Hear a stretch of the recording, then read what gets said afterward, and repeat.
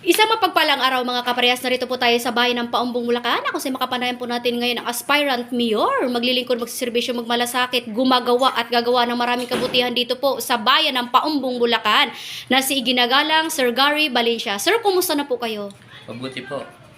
Alright, okay. Sir, may tanong ko lang po, ano po ang inyong magandang hangarin at layunin? Bakit muli niyo pong ititindig ang pamilyang Valencia dito po sa bayan ng Paumbong, Bulacan? At kayo po ay nagnanais bilang isang ama ng ating bayan ng Paumbong, Bulacan.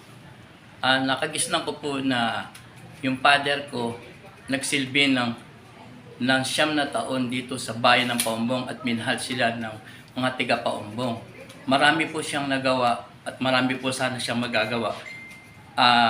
Nandito po ako para ipagpatuloy ang kanyang sinimulan at ang tapat na serbisyo, Valencia. Alright, okay. Pero sir, kung sakali po kayo pala rin ang pong may kapal na maglingkod bilang ating mayor sa bayan ng Paumbong, Bulacan, ano po ang maaasahan ng ating mga kababayan?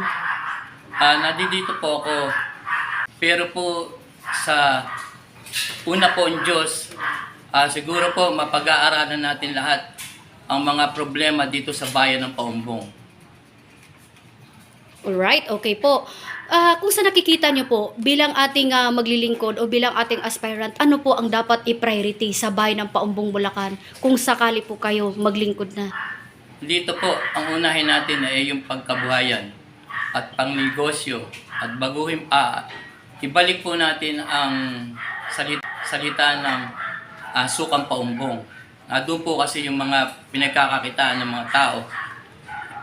Nawala na po yun, kaya po ibabalik po natin yung mga nawala na dapat na ipagpatuloy ng inyong abang lingkod. Alright, okay. Pero sir, kung sakali po nga po sa ating mga kababayan, bukod sa priority niya at programa na ihandog po ninyo, ano pa po ang karapat dapat talaga nating i-priority, lalo sa tungo sa pagpaunlad at pagbabago ng inyong hinahangad sa bayan ng Paumbong, Bulacan? Ang una po, yung peace and order. Kailangan po natin ng peace and order at alam naman po natin na ang Kapitolyo ay mayroon silang ordinansa hanggang alas 4 lang. Hihilingin ko sa aking mga kababayan at hanggang alas 12 lang para magpapagawa tayo mag-ano tayo ng CCTV at para maproteksyonan yung mga bata na para maiwasan ang drugs dito sa bayan ng Paumbong. Right, so karagdagan niyo po ang priority ang peace and order po. Para lang po sa kalaman ng lahat, Sir Gary, sino nga po ba si Sir Gary Valencia? Ako po ang anak ng 9 na taon na inyong pinagkatiwalaan na si Rufino Valencia. Ako po si Gary Valencia na taga San Vicente, tubong taga San Vicente, Paumbong, Bulacan. Kung nanonood po ngayon, sir, ang ating mga kababayan dito po sa bayan ng Paumbong, Bulacan, ano po ang inyong mensahe o panawagan sa kanila na kayo po ay mahalin, subukan sa pagbabago ng ating bayan ng Paumbong, Bulacan? Ako po ay nananawagan sa mga taga-Paumbong. Alam po ninyo na ang pagtakbo ay napakahirap. Pero po, dahil mahal kayo ng mga Valencia,